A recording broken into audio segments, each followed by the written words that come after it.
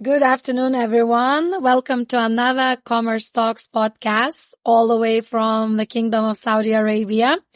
Today, we have Julie Samaha, who is the head of e-commerce at Tamimi Supermarkets chain. Julie, welcome to the podcast. Thank you so much, Lena. Thank you for having me, Lena and Alex, actually. And looking forward for a nice chat. And I'm again here with my brilliant co-host, Alex. Thank you, Lena. Hello, Alex. Thank you, Lena. So I'm letting you ask all the questions today because I've never been to Jeddah, where Julie is located today, and I've never shopped in one of her supermarkets or the supermarket she's working for. So maybe, Julie, you can explain a bit what kind of business you are actually in.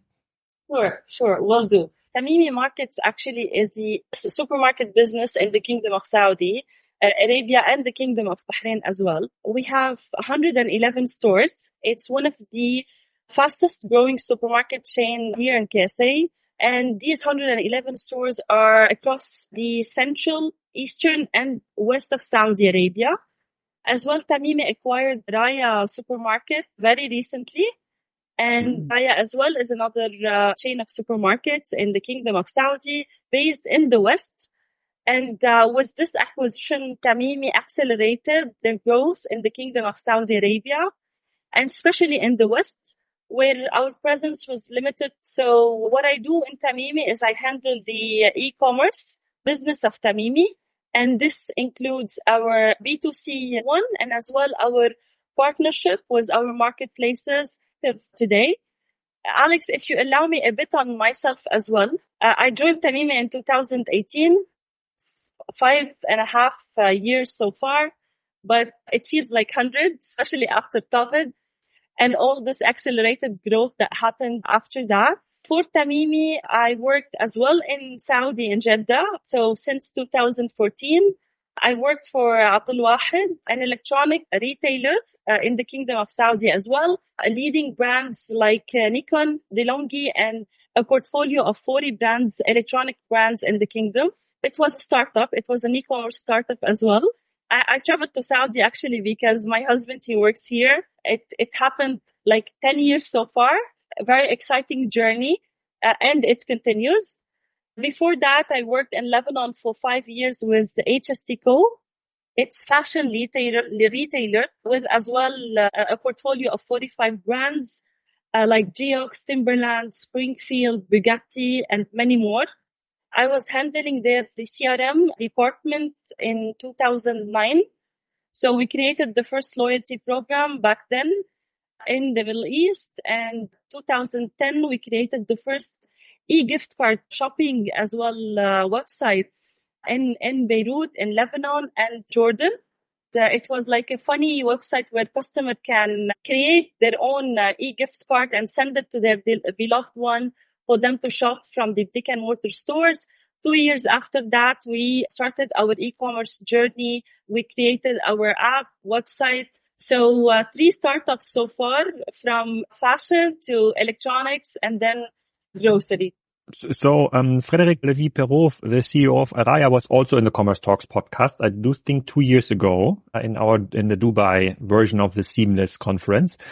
Can you give us a bit more insights, like for the European listeners that know like the supermarket structure in Europe? Is this comparable to what Tamimi is in KSA? So are supermarkets really focusing only on grocery, 400-500 square meters, or is it kind of a different business? Yeah, so Tamimi format is 2,000 to 2,500 square meter supermarket, and our positioning is more on fresh, Alex. So we stand for the freshness of our produce at a very competitive prices. We source from local suppliers, definitely, proudly, and as well we have the international supply of fresh produce and as well many other categories. We have as well another format, which is a smaller one, 500 square meter, I can say. It's an express format. It's a convenient one where we wanted to as well to serve the customers of some gated community in Saudi Arabia.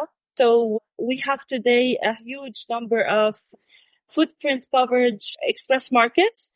And Raya model is as well very similar to the Tamimi format. And the stores are located in the west of Saudi, 51 stores, and continue to grow as well. Great, Julie. So for the listeners, just maybe when we are comparing it, for those of you that maybe live in the Middle East, you can look at Spinneys. So Tamimi is very similar to Spinneys when it comes to, I would say, quality over quantity, and I can definitely confirm with Julie that their fresh assortment, doesn't compare with probably any of their competitors. So they have definitely leaders in that space. And then on top of it, for the European listeners, it's kind of similar to Waitrose, kind of like the UK chain, similar to Sainsbury's that you can compare in UK. In Germany, it's definitely not a Lidl and it's definitely not an Aldi, but whatever the fancy supermarket you have in Germany, it's probably compared to that. So Julie, very interesting. I would say most of the listeners here would say female in Saudi, head of e-commerce in a very, very traditional retail store. So tell us more about maybe the culture in general of the company, and what does it mean e-commerce for you as a very traditional and well-established grocery market in the kingdom? Sure.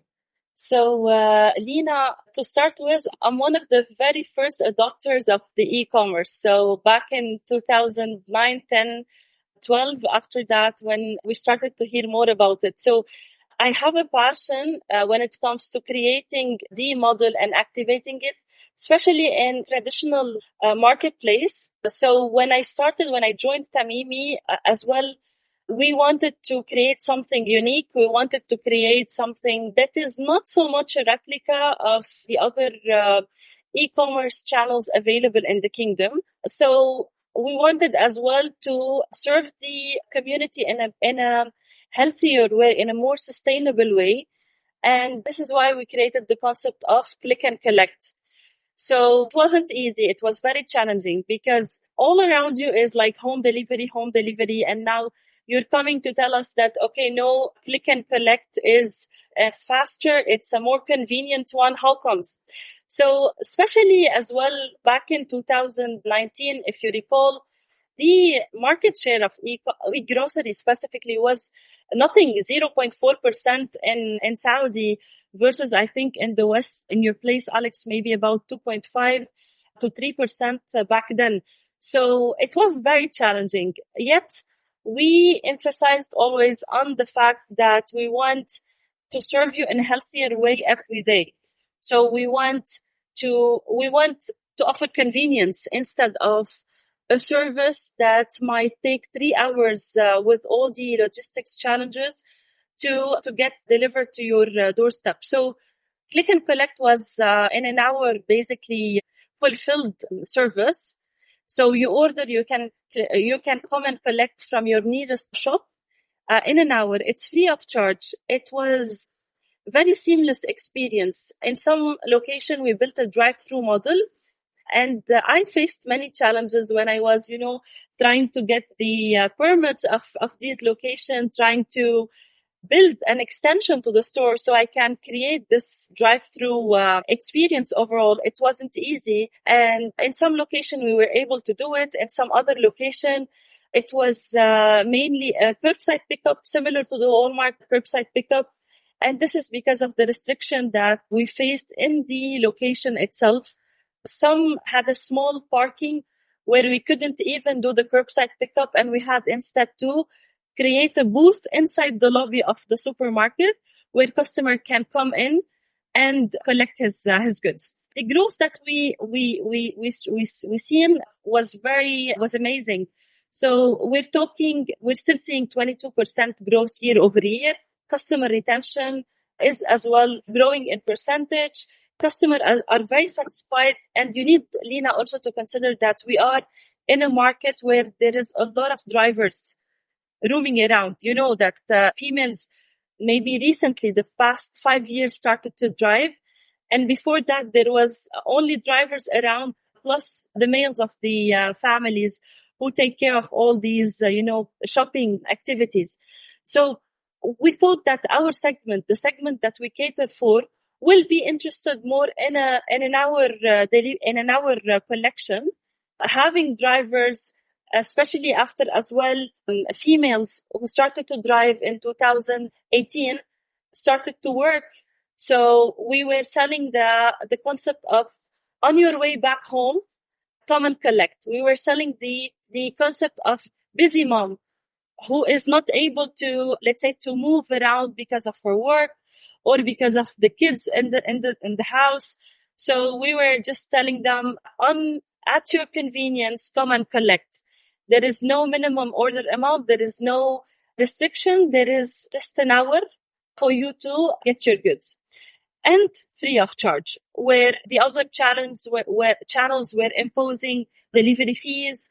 It started at 48 hours at the early stage, and then 24 hours, and then evolved. We think that this business will continue to grow. We think that a lot of opportunities are there, and we are now trying to cover all our footprint in Saudi with click and collect stores. We have today 35 locations where you can come and collect from, and that's on top of the other affiliation that we've done. And there I would have a question, because you're saying that like this click and collect or curbside pickup, as it is called in the US, is one of the main models that's working for you. So how does it work operationally? Do you have like fulfillers in the store, or do you have like dark warehouses that maybe are next to a store where this kind of picking and collection is done? Because obviously if you want to do like full-fledged like e-commerce experience, this only works in a perfect organized warehouse with a high degree of automation, right? But how have you built it up? So, Alex, it's from a brick and mortar store. So we have an dedicated operation for online in the stores where we have the click and collect center or hub. These pickers receive the order on spot. They pick, they pack, they place the order in the same hub where the customer comes in to collect. So the customer journey of collection is about 3 minutes. Now, yes, the challenges that you mentioned are still there, but with the emerging technologies, we're trying to enhance the scope, especially when it comes to availability, Alex. So, when it comes to a brick and mortar store with walk-in customers around, it's very challenging to fulfill the full orders, 100% of the order. So you end up with, let's say, 90 to 92% fill rate, and you try to offer substitution in order to compensate this loss in sales and as well provide a better experience to the customer. Now, we know that the only solution would be to have 100% fulfillment ratio is definitely dark stores, what you've mentioned. But because of the 1 hour model, because of the convenience of the speed of the collection, we think that the faster way today, operationally and logistically, is to continue doing the click and collect from the brick and mortar store and environment itself. While for the other marketplace affiliations, for the next home delivery service that we will activate soon as well, we know that the dark store is a must. We had our first fulfillment center in Riyadh, in the Rabwa area, and this FC served all the 3 channels that I mentioned. So some local and international marketplace as well, where we fulfill their orders from this FC on top of our definitely coming home delivery. This is just to make sure we satisfy the demand with a high availability percentage. So Julie, you mentioned that you guys continue growing like 22% up, year over year. And of course, with the growth, the challenges, as Alex mentioned, operationally comes in dark stores, and how do you fulfill it out of stocks? And actually, how do you ensure the experience within the supermarkets of customers that are shopping, because you cannot put like 100 pickers running around and cleaning the shelves for the consumer, right? But so switching to that sort of consumer and, kind of acquisition and retention, Saudi is growing. You are seeing more and more aggregators coming online, new startups are kind of grabbing your market share. And you mentioned, over 100 stores. So you have your own challenges before you even probably consider about challenges that competitors cause you, right? So can you share with listeners more about the maybe some interesting techniques you guys done, to retain the customer, what keeps them coming back, and maybe some unique elements, what do you do to acquire them?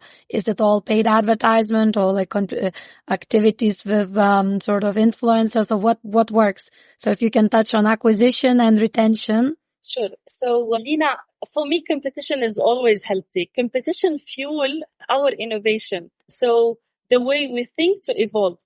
So I'll answer you first on the how we retain our customers. We make sure that we provide a unique experience in all our channels. So whether you're shopping offline and online, you should find the same products, right? To start with, because end of day, we supply groceries. So first is the assortment should be healthy enough for your customers, whether he's shopping online or offline. Availability is another area where we believe that it impacts directly the retention, because end of day, if customer was not satisfied, didn't find his product, he will shift to another retailer or e-retailer, because especially in online, you have just a microsecond for you to get the chance of a customer to buy online channel. So you might lose him if you don't have the right product and the available product online. So you can just push a channel with high out of stock items as an example. So I think what is unique on top of all this is our mission and our vision, because we always believe in serving the customer as if we're serving our family. So we believe that the uniqueness in what we do is in the way we treat the customer and the customer experience and the customer high level of service that he's taking, whether he's shopping offline or online. It's all about, creating a nice, engaged, happy environment for your customer to feel comfortable to be in, whether offline or online. It's all about selling this feeling of, okay, we care. We're providing the best because we care, right? So I think this is how we retain, and we acquire as well in a very similar manner, because one is word of mouth, Lina, that helps big time today. The customer brings 2 or 3 other customers to shop from Tamimi Markets. Why? Because his satisfaction level is very high, knowing the standards that we have and what we always try to offer.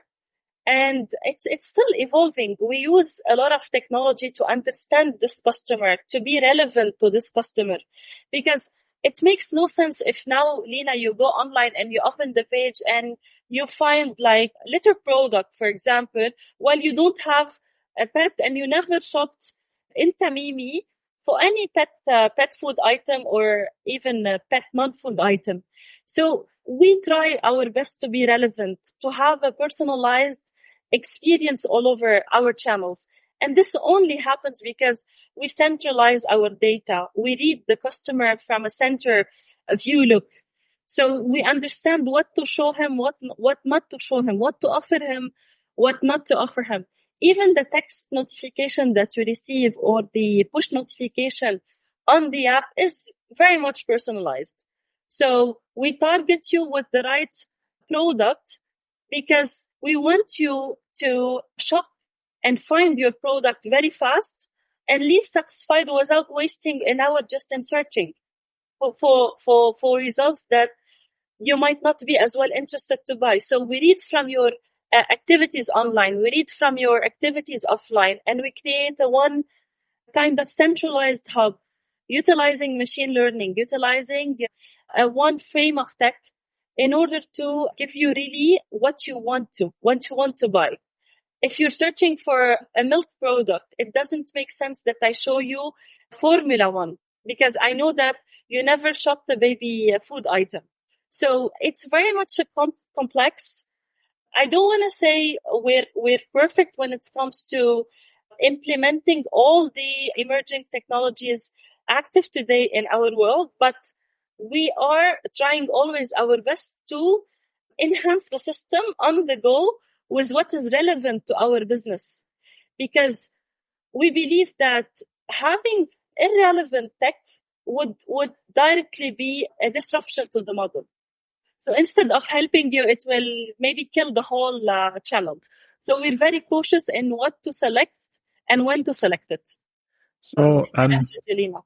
yeah. So I understand like the service philosophy. Maybe can you give us a broader picture on like the competitive situation? Is it a bit like in Europe where like last 2-3 years we saw a spike in quick commerce, which is now all gone, I would say, because they had a very hard time to earn money. You might have seen the Getir numbers last week. They announced like 3 billion in revenue with an 800 million loss. So obviously it's not so much profitable business. And there are some businesses, especially Picnic and Knusper, that are following a more conservative principle where there are outside companies really focusing on the pure online experience, delivering like door to door with a super efficient logistics setup. That's kind of the new competition supermarkets are facing in Europe, and they are growing. Their share is growing. They're starting even in the outskirts, not the bigger cities. Is it a similar situation in case A, or as a customer, do I have any choice to shop elsewhere in order to get like the full grocery assortment? Can you give us some competitive insights here? Sure. So Alex, I can tell that what happened 3 years back in the West happened last year in Saudi. So last year we saw the rise of quick commerce model. Some giants came into the market, and they're trying to compete in providing the customer with a fast service, let's say 15, 20, or a max of 30-minute delivery.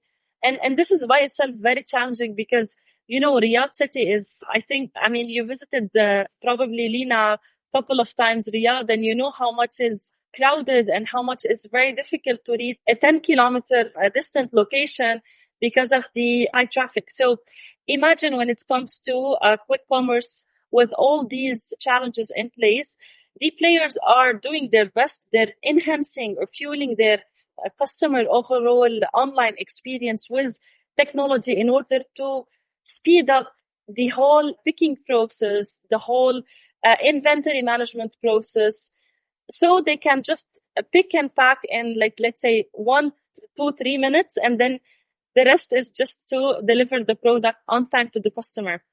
It's going to continue to grow, Alex, I think, in the next couple of years in Saudi.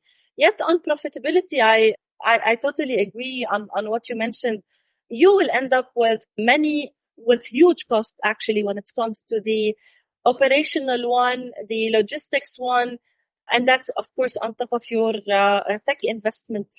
Profitable with such a low basket value, I don't think so. Especially that all these players, in order to grow, they're buying the sales, they're selling crazy prices at some stages. Let's say 1 riyal offers. I can say that the delivery fees in most of the time is free of charge.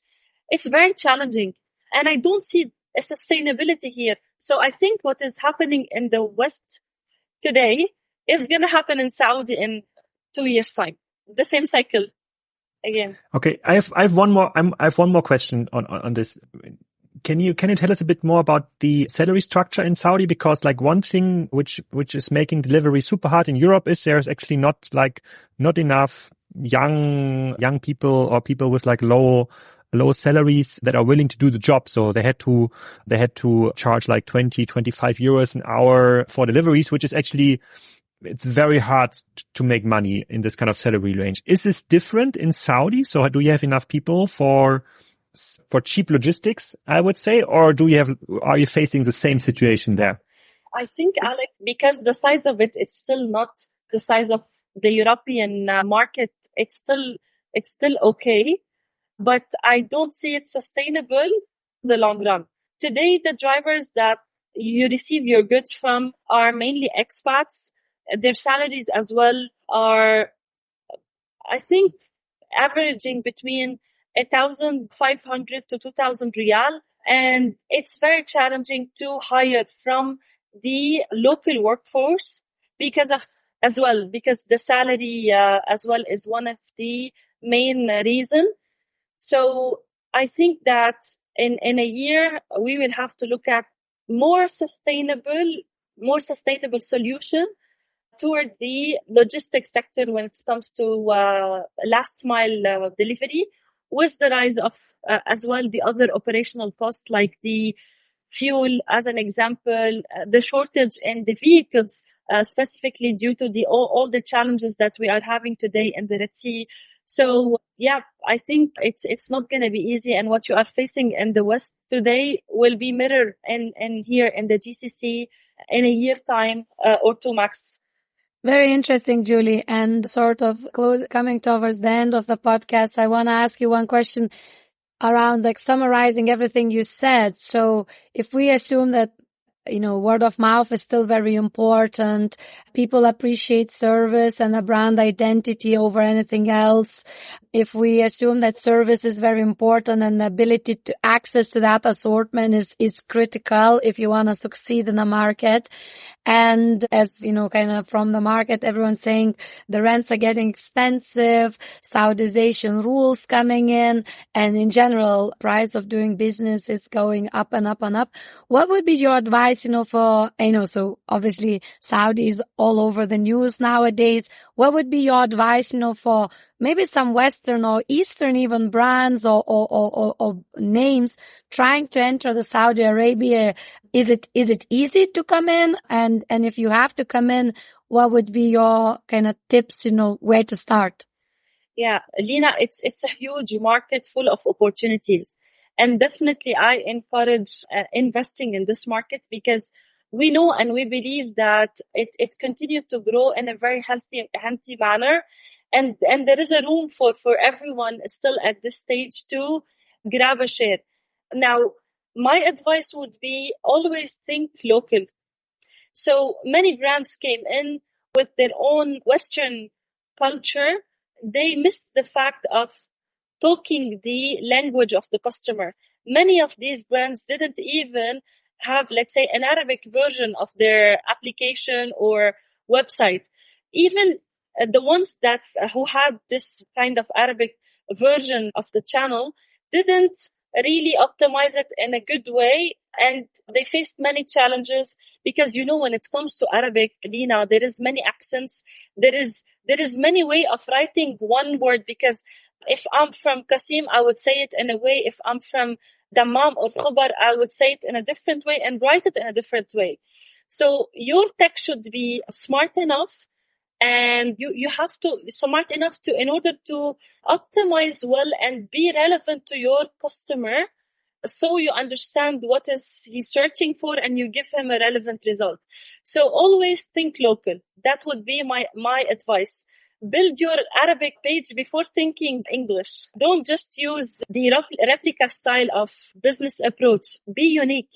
Be unique in what you are bringing to the market, because it's very important to sell something different if you really want to stand and be positioned in a place where nobody else can take anything from you or risk your business.